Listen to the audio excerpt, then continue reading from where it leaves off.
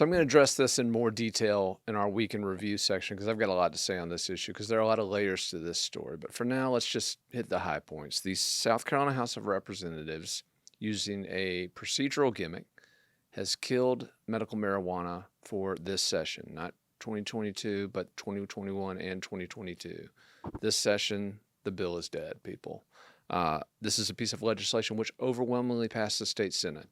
This is a piece of legislation which is overwhelmingly supported by the public, including overwhelming majorities of Republican primary voters. Now, how did they kill it?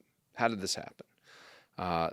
Speaker Pro Tem Tommy Pope, a lawmaker from York County, a former solicitor from York County, procedurally killed the bill via a ruling from the chair, from the dais, from the speaker's post. Now, he was in that position, not House Speaker Jay Lucas. Lucas came in later to affirm his decision, but it was Tommy Pope who ruled this bill out of order, arguing that it was a revenue bill and that it, by virtue of the state constitution, had to originate in the House of Representatives. This is obviously a Senate bill. It originated in the South Carolina Senate, where Tom Davis has been pushing it for, again, about 8 years, trying to get this legislation across the finish line. According to Pope, the bill is unconstitutional because it raises revenue. But what Pope didn't say was that the bill merely applies existing revenue law to a medical marijuana marketplace. Is that a revenue bill? In my opinion, no, but let's not take my opinion for it because, again, as a couple of lawmakers pointed out on social media, you shouldn't listen to new media figures for your legal advice, but who should you listen to?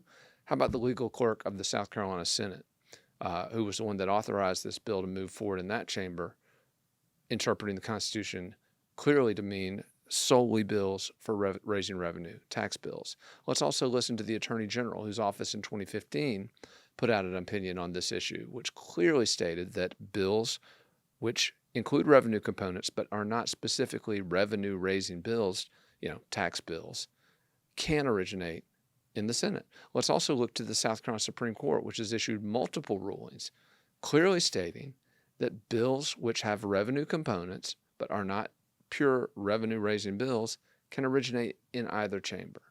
Okay, there is a huge mass of legal precedent which makes it abundantly clear that S-150, the Compassionate Care Act, the medical marijuana bill, was constitutional.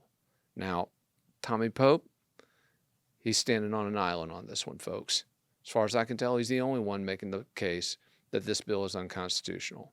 However, there was a vote shortly after his decision in which the House of Representatives affirmed his ruling. So the whole point of this exercise, to get these people out of having to cast a vote on medical marijuana, well, guess what? They had to cast one because his decision was challenged and a vote was held. Unfortunately, 4 votes shy, folks. 4 votes shy of overruling Tommy Pope and reviving medical marijuana. 4 votes shy.